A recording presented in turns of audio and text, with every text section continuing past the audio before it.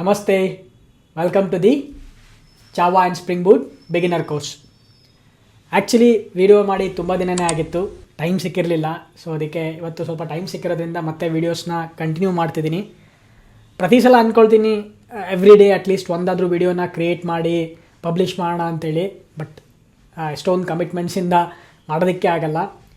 ನೋಡೋಣ, ಇನ್ನು ಮುಂದೆ ಆದರೂ ಅಟ್ಲೀಸ್ಟ್ ಕಂಟಿನ್ಯೂ ಆಗಿ ಎವ್ರಿ ಡೇ ಕನ್ಸಿಸ್ಟೆಂಟಾಗಿ ಒಂದಾದರೂ ವೀಡಿಯೋನ ಅಪ್ಲೋಡ್ ಮಾಡಲಿಕ್ಕಾಗುತ್ತಾ ಅಂತ ಟ್ರೈ ಮಾಡ್ತೀನಿ. ಆಲ್ಮೋಸ್ಟ್ ನೀವು ನನ್ನ ಚಾನಲ್ನ ಫಾಲೋ ಮಾಡ್ತಿದ್ರೆ ನಿಮಗೆ ಗೊತ್ತಿರುತ್ತೆ, ಇದು ನನ್ನ ಆ್ಯಕ್ಚುಲಿ 2ನೇ ಚಾನಲ್ಲು. ಸೊ ಮೊದಲನೇದು ಇನ್ನೊಂದು ಯೂಟ್ಯೂಬ್ ಚಾನಲ್ ಇದೆ, ಇಂಗ್ಲೀಷ್ ಚಾನಲ್. ಅದು ಅಲ್ಲಿ ಕನ್ಸಿಸ್ಟೆಂಟಾಗಿ ನಾನು ವೀಡಿಯೋಸ್ನ ಅಪ್ಲೋಡ್ ಮಾಡ್ತಿರ್ತೀನಿ. ಅಟ್ಲೀಸ್ಟ್ ಎವ್ರಿ ಡೇ ಆಗಲಿಲ್ಲ ಅಂದ್ರೂ ಅಟ್ಲೀಸ್ಟ್ ವೀಕ್ಲಿ ಒನ್ಸ್ ಒಂದು ವೀಡಿಯೋನ ಅಪ್ಲೋಡ್ ಮಾಡಲಿಕ್ಕೆ ಟ್ರೈ ಮಾಡ್ತಿರ್ತೀನಿ. ಇದು ನನ್ನ 2ನೇ ಚಾನಲ್ಲು.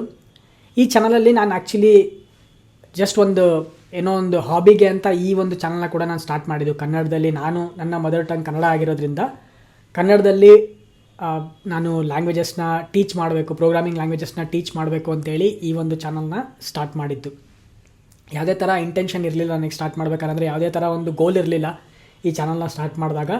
ಜಸ್ಟ್ ಸ್ಟೂಡೆಂಟ್ಸ್ಗಳಿಗೆಲ್ಲ ಹೆಲ್ಪ್ ಆಗಲಿ ಅಂತೇಳಿ ನಾನು ಈ ಚಾನಲ್ನ ಸ್ಟಾರ್ಟ್ ಮಾಡಿಬಿಟ್ಟು ಸ್ಪ್ರಿಂಗ್ ಬೂಟ್ ವೀಡಿಯೋಸ್ನ ನಾನು ಅಪ್ಲೋಡ್ ಮಾಡಲಿಕ್ಕೆ ಶುರು ಮಾಡಿದೆ.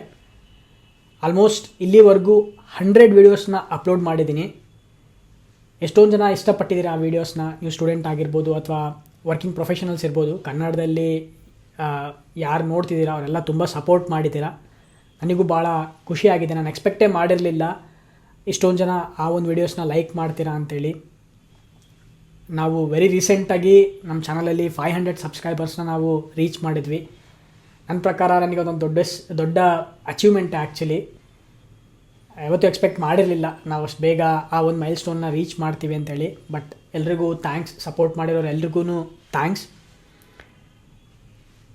ಇಲ್ಲಿವರೆಗೂ ಆ ಚಾನಲಲ್ಲಿ ನಾನು ಆಲ್ಮೋಸ್ಟ್ 100 ಕ್ವಾಲಿಟಿ ವೀಡಿಯೋಸ್ನ ಅಪ್ಲೋಡ್ ಮಾಡಿದ್ದೀನಿ.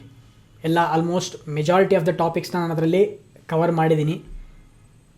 ನಾನೇನು ಅಂದ್ಕೊಂಡಿದ್ದೆ ಅಂತಂದರೆ, ಇನ್ನೂ ಎಷ್ಟೊಂದು ಟಾಪಿಕ್ಸ್ ಇದೆ. ಅಫ್ಕೋರ್ಸ್ ಸ್ಪ್ರಿಂಗ್ ಫ್ರೇಮ್ವರ್ಕ್ ನಾವೇನು ಇಲ್ಲಿವರೆಗೂ 100 ವೀಡಿಯೋಸ್ನ ಕವರ್ ಮಾಡಿದ್ದೀವಲ್ಲ, ಅಷ್ಟೇ ಅಲ್ಲ, ಇನ್ನೂ ಸಿಕ್ಕಾಪಟ್ಟೆ ವಾಸ್ಟ್ ಇದೆ. ಎಷ್ಟೊಂದು ಟಾಪಿಕ್ಸ್ನ ಇನ್ನೂ ಕವರ್ ಮಾಡಿಲ್ಲ.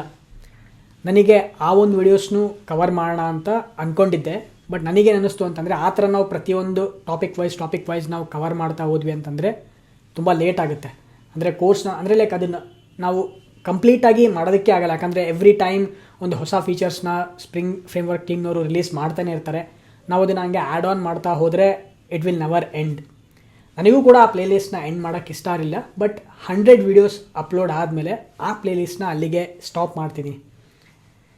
ಹಾಗಾದರೆ ಇವತ್ತಿಂದ ಒಂದು ಹೊಸ ಪ್ಲೇಲಿಸ್ಟ್ನ ಸ್ಟಾರ್ಟ್ ಮಾಡ್ತಿದ್ದೀವಿ.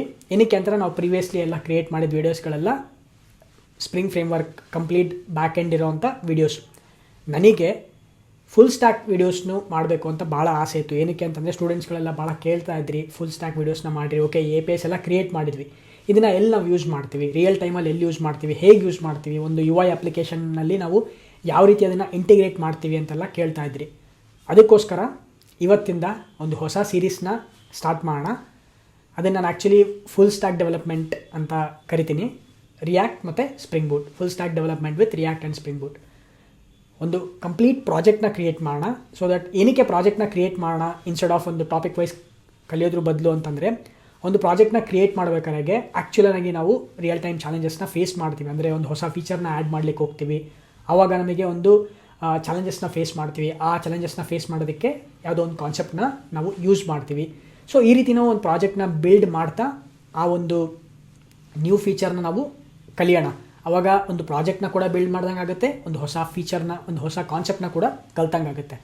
ಅದೇ ರೀತಿ ನಾವು ಒಂದು ಎಂಟೈರ್ ಫುಲ್ ಸ್ಟ್ಯಾಕ್ ಅಪ್ಲಿಕೇಶನ್ನ ಕೂಡ ಬಿಲ್ಡ್ ಮಾಡ್ಬೋದು. ಬಿಲ್ಡ್ ಮಾಡಿ ಅದನ್ನು ನಾವು ಎಲ್ಲಾದರೂ ಒಂದು ಕಡೆಗೆ ಲೈವ್ ಸರ್ವರಿಗೆ ಡೆಪ್ಲಾಯ್ ಮಾಡಿದ್ವಿ ಅಂತಂದರೆ, ನೀವು ನಿಮ್ಮ ಫ್ರೆಂಡ್ಸ್ ಜೊತೆಗೆ ಅಥವಾ ಯಾವುದೋ ಒಂದು ಇಂಟರ್ವ್ಯೂಗೆ ಹೋಗ್ತಿದ್ದೀರಾ ಅಂತಂದರೆ ಆ ಒಂದು ಎಂಟೈರ್ ಅಪ್ಲಿಕೇಶನ್ನ ನೀವು ಪ್ರೆಸೆಂಟ್ ಮಾಡ್ಬೋದು. ರೆಕ್ರೂಟರಿಗಾಗಿರ್ಬೋದು ಅಥವಾ ಇಂಟರ್ವ್ಯೂವರಿಗೆ ನೀವು ಪ್ರೆಸೆಂಟ್ ಮಾಡ್ಬೋದು. ಅದರಿಂದ ಹೈ ಚಾನ್ಸಸ್ ಇರುತ್ತೆ ನೀವು ಇಂಟರ್ವ್ಯೂ ಜಾಬ್ನ ಕ್ರ್ಯಾಕ್ ಮಾಡೋದ್ರಲ್ಲಾಗಿರ್ಬೋದು ಅಥವಾ ಆ ಜಾಬಿಗೆ ಸೆಲೆಕ್ಟ್ ಆಗೋದ್ರಲ್ಲಿ ಚಾನ್ಸಸ್ ಹೈ ಇರುತ್ತೆ.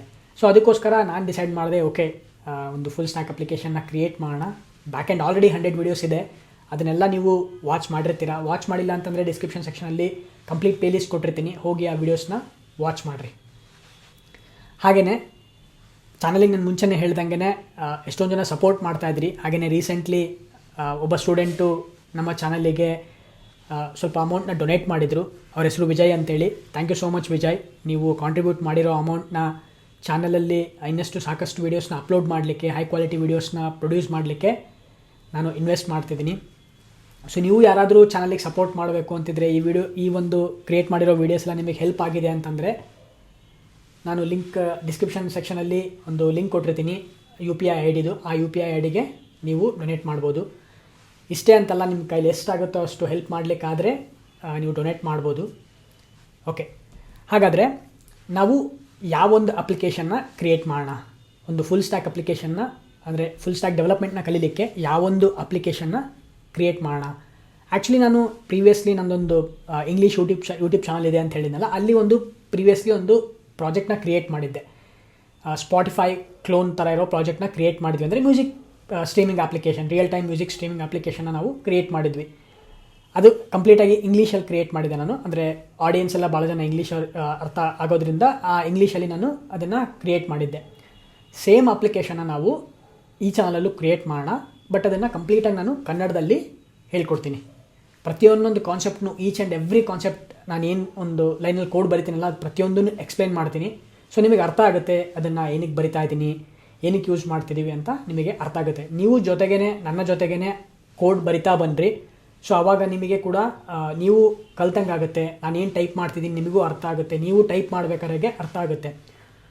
ಜೊತೆಗೇ ನಾವು AI ಟೂಲ್ಸ್ನ ಯಾವ ರೀತಿ ಯೂಸ್ ಮಾಡ್ಬೋದು ಅದನ್ನು ಕೂಡ ಕಲಿಯೋಣ. ಬಿಕಾಸ್ ಈಗಿನ ಒಂದು 2025 AI ಟೂಲ್ಸ್ನ ನಮ್ಮ ವರ್ಕ್ಫ್ಲೋ ಜೊತೆಗೆ ಯೂಸ್ ಮಾಡ್ಕೊಳ್ಳೋದು ಅನಿವಾರ್ಯ ಆಗಿದೆ. Okay, it's A necessity. Because ಅದು ನಮ್ಮ ಪ್ರಾಡಕ್ಟಿವಿಟಿನ ಇನ್ಕ್ರೀಸ್ ಮಾಡುತ್ತೆ. ಸೊ ಅದಕ್ಕೋಸ್ಕರ ನಾವು ಆ ಒಂದು ಟೂಲ್ನ ಜೊತೆಗೆ ಯಾವ ರೀತಿ ಯೂಸ್ ಮಾಡೋದು ಅಂತ ಕೂಡ ಕಲಿಯೋಣ. ಎಷ್ಟೊಂದು ಜನಕ್ಕೆ ಯಾವ ರೀತಿ ಪ್ರಾಂಪ್ಟ್ ಬರಿಬೇಕು ಅನ್ನೋದೇ ಗೊತ್ತಿಲ್ಲ. ಸೊ ನಾನು ಯಾವ ರೀತಿ ಪ್ರಾಂಪ್ಟ್ ಬರಿತೀನಿ, ಓಕೆ, ನಾನೇನು ಪ್ರೋ ಇಲ್ಲ ಆ ಒಂದು ಪ್ರಾಂಪ್ಟ್ ಬರೆಯೋದ್ರಲ್ಲಿ, but I know how to ask questions. ಆ AI ಟೂಲ್ಸ್ನ ಯೂಸ್ ಮಾಡ್ಕೊಳ್ತಾ ಜೊತೆಗೇ ನಾವು ಕೋಡ್ ಬರೆಯೋಣ.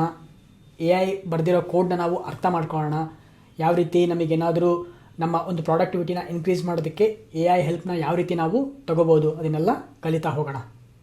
ನಾನು ಮುಂಚೆಗೆ ಹೇಳ್ದಂಗೆ ನಾವು ಬಿಲ್ಡ್ ಮಾಡ್ತಿರೋ ಅಪ್ಲಿಕೇಶನ್ನು ಇಟ್ಸ್ ಎ ಸ್ಪಾಟಿಫೈ ಕ್ಲೋನ್. ಓಕೆನಾ, ಅಂದರೆ ಮ್ಯೂಸಿಕ್ ಸ್ಟ್ರೀಮಿಂಗ್ ಅಪ್ಲಿಕೇಶನ್ನ ಒಂದು ಕ್ಲೋನ್ ಥರ. ಯೂಟ್ಯೂಬ್ ಮ್ಯೂಸಿಕ್ ಆಗಿರ್ಬೋದು, ಅಥವಾ ಗಾನಾ ನೀವು ಕೇಳಿರ್ಬೋದು, ಆಮೇಲೆ ಅಮೆಝಾನ್ ಮ್ಯೂಸಿಕ್ ಇದೆಲ್ಲ ನೀವು ನೋಡಿರ್ತೀರಲ್ಲ, ಅದೇ ರೀತಿ ಸ್ಪಾಟಿಫೈ ಕೂಡ ಒಂದು ಅಪ್ಲಿಕೇಶನ್ನು. ಎಷ್ಟೊಂದು ಜನ ನೀವು ಕೇಳಿರ್ತೀರ ಮತ್ತು ಯೂಸ್ ಮಾಡಿರ್ತೀರ ಕೂಡ. ಅದೇ ಥರದ್ದೊಂದು ಸಿಮಿಲರ್ ಅಪ್ಲಿಕೇಶನ್ನ ನಾವು ಕ್ರಿಯೇಟ್ ಮಾಡೋಣ. Okay, it's A full stack application. ಪ್ರತಿಯೊಂದು ಕಾನ್ಸೆಪ್ಟನ್ನು ನಾವು ಕಲಿಯೋಣ. ಅದರಲ್ಲಿ ಲಾಗಿನ್ ಇರುತ್ತೆ, ಅಥೆಂಟಿಕೇಷನ್ ಇರುತ್ತೆ, ರೋಲ್ ಬೇಸ್ಡ್ ಅಥೆಂಟಿಕೇಷನ್ ಇರುತ್ತೆ, UI ಯಾವ ರೀತಿ ಡಿಸೈನ್ ಮಾಡೋದು, ಬ್ಯಾಕೆಂಡ್ ಯಾವ ರೀತಿ ಡಿಸೈನ್ ಮಾಡೋದು, ಡೇಟಾಬೇಸ್ ಯಾವ ರೀತಿ ಯೂಸ್ ಮಾಡೋದು, ಎಲ್ಲದನ್ನು ಡಿಸ್ಕಸ್ ಮಾಡೋಣ. ಹೊಸ ಕಾನ್ಸೆಪ್ಟ್ಸ್ನ ಕೂಡ ಅದರಲ್ಲಿ ನಾವು ಕಲಿಯೋಣ. ಕೊನೆಗೆ ಎಲ್ಲ ಆದಮೇಲೆ ಆ ಅಪ್ಲಿಕೇಶನ್ನ ಒಂದು ಲೈವ್ ಸರ್ವರಿಗೆ ಡೆಪ್ಲಾಯ್ ಮಾಡೋಣ. ಸೊ ದಟ್ ಆ ಒಂದು ಲೈವ್ URLನ ನೀವು ನಿಮ್ಮ ಫ್ರೆಂಡ್ಸ್ ಜೊತೆಗೆಲ್ಲ ಶೇರ್ ಮಾಡ್ಬೋದು. ನೀವು ಆ ಒಂದು URLನ ನೀವು ಶೋಕೇಸ್ ಕೂಡ ಮಾಡ್ಬೋದು ಯಾವುದಾದ್ರೂ ಇಂಟರ್ವ್ಯೂ ಹೋದಾಗ. ಓಕೆ, ಹಾಗಾದರೆ ಸ್ಟಾರ್ಟ್ ಮಾಡೋಣ ಪ್ರಾಜೆಕ್ಟ್ನ. ಅದನ್ನು ಸ್ಟಾರ್ಟ್ ಮಾಡೋದಕ್ಕಿಂತ ಮುಂಚೆ ಪ್ರೀ ರಿಕ್ವಿಸಿಟ್ಸ್ ಏನೇನು ಬೇಕು ಅಂತ ಹೇಳ್ಬಿಡ್ತೀನಿ. ಫಸ್ಟ್ ಆಫ್ ಆಲ್ ನಿಮಗೆ ಕೋರ್ ಜಾವಾ ಗೊತ್ತಿರಬೇಕು, ಅದಂತೂ ಮಸ್ಟ್ ಆ್ಯಂಡ್ ಶುಡ್ಡು. ನಿಮಗೆ ಬೇಸಿಕ್ಸ್ ಆಫ್ ಕೋರ್ ಜಾವಾ ಗೊತ್ತಿದ್ದರೆ ಅದು ಮೋರ್ ದೆನ್ ಎನಫ್. ಹಾಗೆಯೇ ಸ್ಪ್ರಿಂಗ್ ಫ್ರೇಮ್ವರ್ಕ್ ಬಗ್ಗೆ ಸ್ವಲ್ಪ ನಾಲೆಡ್ಜ್ ಇದ್ದರೆ ಇನ್ನೂ ಒಳ್ಳೆಯದು. ಇಲ್ಲ ಅಂತಂದರೆ ನಾನು ಮುಂಚೆಗೆ ಹೇಳ್ದಂಗೆ ಆಲ್ರೆಡಿ ನಾನು ಕಂಪ್ಲೀಟ್ ಪ್ಲೇಲಿಸ್ಟ್ನ ಕ್ರಿಯೇಟ್ ಮಾಡಿದ್ದೀನಿ, 0 to Hero ಕೋರ್ಸ್ ಥರ. ಈ ಕಂಪ್ಲೀಟ್ ಪ್ಲೇಲಿಸ್ಟ್ನ ನೀವು ವಾಚ್ ಮಾಡಿರಿ ಟೈಮ್ ಇದ್ದಾಗ. ಸೊ ನಿಮಗೆ ಈಸಿಯಾಗಿ ಅರ್ಥ ಆಗುತ್ತೆ. ಈ ಪ್ಲೇಲಿಸ್ಟ್ ಲಿಂಕ್ನ ಕೂಡ ನಾನು ಡಿಸ್ಕ್ರಿಪ್ಷನಲ್ಲಿ ಕೊಟ್ಟಿರ್ತೀನಿ, ಇದನ್ನು ವಾಚ್ ಮಾಡಿರಿ ಫ್ರೀ ಆಗಿದ್ದಾಗ. ಸೊ ನಿಮಗೆ ನೆಕ್ಸ್ಟ್ ನಾವು ಕ್ರಿಯೇಟ್ ಮಾಡ್ತಿರೋಂಥ ಪ್ರಾಜೆಕ್ಟು ಈಸಿ ಆಗುತ್ತೆ ಇನ್ನು. ಅದಾದಮೇಲೆ ನಿಮಗೆ ರಿಯಾಕ್ಟು ಫ್ರಂಟ್ ಎಂಡ್ ನಾನು ಯೂಸ್ ಮಾಡ್ತಿರೋದು ರಿಯಾಕ್ಟಲ್ಲಿ ನಿಮಗೆ ಬೇಸಿಕ್ಸ್ ಗೊತ್ತಿದ್ದರೆ ಒಳ್ಳೆಯದು. ಇಲ್ಲ ಅಂತಂದರೆ ನೋ ಪ್ರಾಬ್ಲಮ್, ನಾವು ಅದನ್ನು ಸ್ಕ್ರ್ಯಾಚಿಂದನೇ ಕಲಿಯೋಣ, ಸ್ಕ್ರ್ಯಾಚಿಂದನೇ ಹೇಳ್ಕೊಡ್ತೀನಿ. ಬಟ್ HTML CSS ಮಾತ್ರ ಕಂಪಲ್ಸರಿ ಗೊತ್ತಿರಬೇಕು. ಐ ಬಿಲೀವ್ ನಿಮಗೆ ಆಲ್ರೆಡಿ ಎಲ್ಲ ಗೊತ್ತಿರುತ್ತೆ ಅಂತ ಅಂದ್ಕೊಂಡಿದ್ದೀನಿ. HTML CSS ಇಷ್ಟು ಬೇಸಿಕ್ಸ್ ಗೊತ್ತಿದ್ದರೆ ಸಾಕು. ಹಾಗೆಯೇ ಡೇಟಾಬೇಸಲ್ಲಿ ನಾವು ರಿಲೇಷನಲ್ ಡೇಟಾಬೇಸ್ನ ಯೂಸ್ ಮಾಡ್ತಿಲ್ಲ. ಇನ್ಸ್ಟೆಡ್ ನಾನ್ ರಿಲೇಷನಲ್ ಡೇಟಾಬೇಸ್ ಅಂದರೆ NoSQL ಡೇಟಾಬೇಸ್ನ ಯೂಸ್ ಮಾಡ್ತಿದ್ವಿ. ಅದರಲ್ಲಿ MongoDBನ ಯೂಸ್ ಮಾಡೋಣ. MongoDBನ ಕೂಡ ನಿಮಗೆ ಕಂಪ್ಲೀಟಾಗಿ ಗೊತ್ತಿರಬೇಕು ಅಂತ ಏನಿಲ್ಲ. ನಿಮಗೆ ಝೀರೋ ನಾಲೆಡ್ಜ್ ಇದ್ದರೂ ಪರವಾಗಿಲ್ಲ, ನಾನು ಹೇಳ್ಕೊಡ್ತೀನಿ ಯಾವ ರೀತಿ ಯೂಸ್ ಮಾಡೋದು ಅಂತೇಳಿ. ನಾವೇನಲ್ಲಿ ಕ್ವೆರೀಸ್ ಎಲ್ಲ ಬರೆದು ಎಕ್ಸಿಕ್ಯೂಟ್ ಎಲ್ಲ ಮಾಡಲ್ಲ. ಅಗೇನ್ ವಿ ವಿಲ್ ಯೂಸ್ JPAನ ಯೂಸ್ ಮಾಡ್ತೀವಿ ನಾವು. ಅದನ್ನು ಯೂಸ್ ಮಾಡೋದ್ರಿಂದ ಈಸಿ ಆಗುತ್ತೆ. ಬಟ್ ನಿಮಗೆ MongoDB ಬಗ್ಗೆ ಸ್ವಲ್ಪ ನಾಲೆಡ್ಜ್ ಇದ್ದರೆ ಇನ್ನೂ ಒಳ್ಳೆಯದು. MongoDB ಯಾವ ರೀತಿ ಇನ್ಸ್ಟಾಲ್ ಮಾಡೋದು, ಅದಕ್ಕೆ ಬೇಕಾಗಿರೋವಂಥ ಸಪೋರ್ಟೆಡ್ ಕ್ಲೈಂಟ್ ಅಪ್ಲಿಕೇಶನ್ ಯಾವ ರೀತಿ ಇನ್ಸ್ಟಾಲ್ ಮಾಡೋದು ಅದನ್ನೆಲ್ಲ ತೋರಿಸ್ಕೊಡ್ತೀನಿ. ಇದಿಷ್ಟು ನಿಮಗೆ ಪ್ರೀ ರಿಕ್ವಿಸಿಟ್ಸು. ಹಾಗಾದರೆ ಯಾವುದೆಲ್ಲ ಟೂಲ್ಸ್ ಆ್ಯಂಡ್ ಸಾಫ್ಟ್ವೇರ್ಸ್ನ ನೀವು ಇನ್ಸ್ಟಾಲ್ ಮಾಡಿರಬೇಕು? ಅಫ್ಕೋರ್ಸ್ ಫಸ್ಟ್ ಆಫ್ ಆಲ್ ಒಂದು ಬ್ರೌಸರ್ ಇರಬೇಕು ನಿಮಗೆ. ನನ್ನ ಪ್ರಕಾರ ಆದಷ್ಟು ಕ್ರೋಮ್ ಬ್ರೌಸರ್ನ ಯೂಸ್ ಮಾಡೋದಕ್ಕೆ ಟ್ರೈ ಮಾಡಿರಿ. ಎಷ್ಟೊಂದು ಜನ ನಾನು ನೋಡಿರ್ತೀನಿ ಸ್ಟೂಡೆಂಟ್ಸ್ ಜೊತೆಗೆ ನಾನು ಕನೆಕ್ಟ್ ಆದಾಗ ಅವರು ಎಡ್ಜ್ ಬ್ರೌಸರು ಆಮೇಲೆ ಇಂಟರ್ನೆಟ್ ಎಕ್ಸ್ಪ್ಲೋರ್ ಎಲ್ಲ ಯೂಸ್ ಮಾಡ್ತಿರ್ತಾರೆ. ಸೊ ಅದನ್ನೆಲ್ಲ ಅವಾಯ್ಡ್ ಮಾಡಿರಿ. ಆದಷ್ಟು ಕ್ರೋಮ್ ಬ್ರೌಸರ್ನ ಯೂಸ್ ಮಾಡಿರಿ. ಅಪ್ ಟು ಡೇಟ್ ಇರುತ್ತೆ ಆ ಬ್ರೌಸರು. ಸೊ ಅದಕ್ಕೋಸ್ಕರ ಈಸಿಯಾಗಿ ಡಿಬಗ್ ಮಾಡಲಿಕ್ಕೆಲ್ಲ ಭಾಳ ಈಸಿ ಆಗುತ್ತೆ. ನಾವು ಕ್ರೋಮ್ ಬ್ರೌಸರ್ನ ಯೂಸ್ ಮಾಡೋಣ. ಮೊಜಿಲ್ಲಾ ಕೂಡ ನೀವು ಯೂಸ್ ಮಾಡ್ಬೋದು, but try to use Chrome ಬ್ರೌಸರ್ನ ಯೂಸ್ ಮಾಡೋಣ.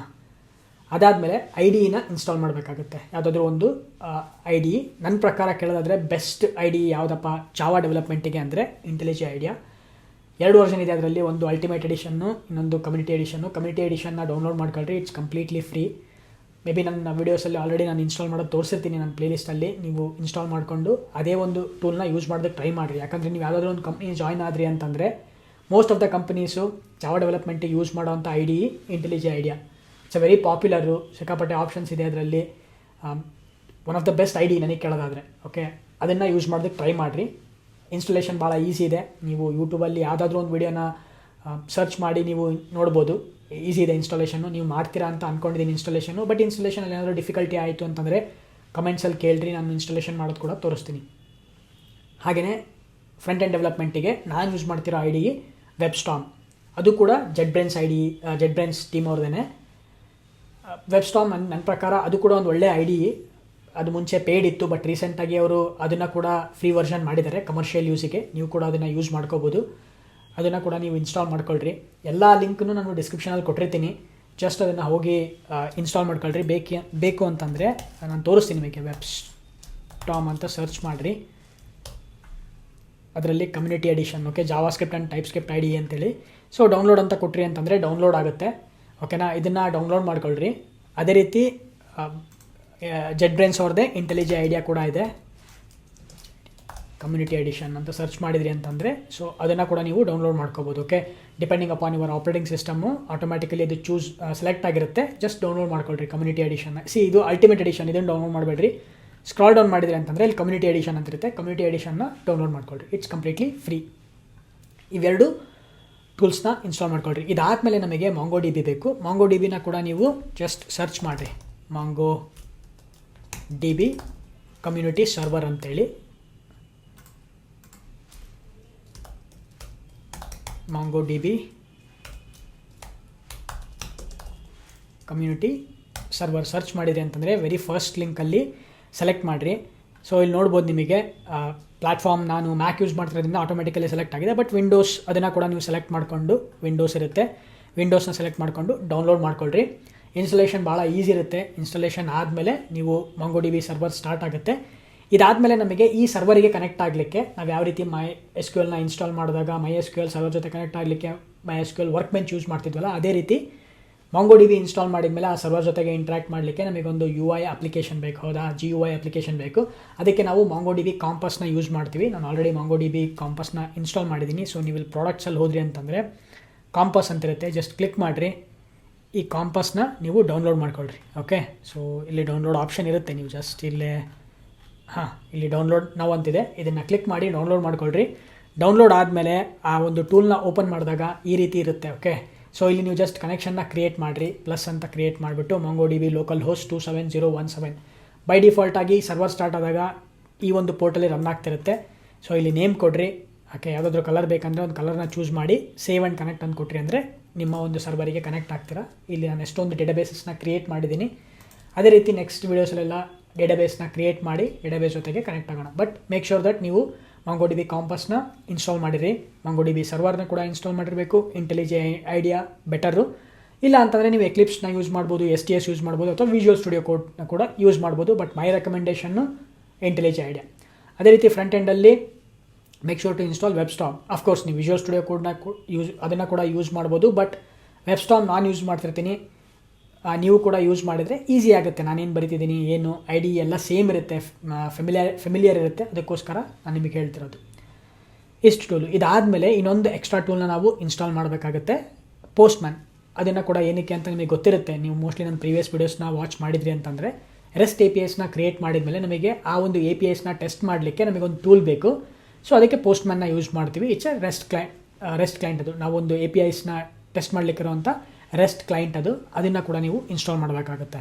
ಸೊ ಅದನ್ನು ಇನ್ಸ್ಟಾಲ್ ಮಾಡಿದ ಮೇಲೆ ಸೊ ಈ ರೀತಿ ಇರುತ್ತೆ UI ಇಂಟರ್ಫೇಸು. ಇದನ್ನೆಲ್ಲ ನಾವು ನೆಕ್ಸ್ಟ್ ಡಿಸ್ಕಸ್ ಮಾಡೋಣ, ಯಾವ ರೀತಿ ಟೆಸ್ಟ್ ಮಾಡೋದು ಏನು ಅಂತೇಳಿ.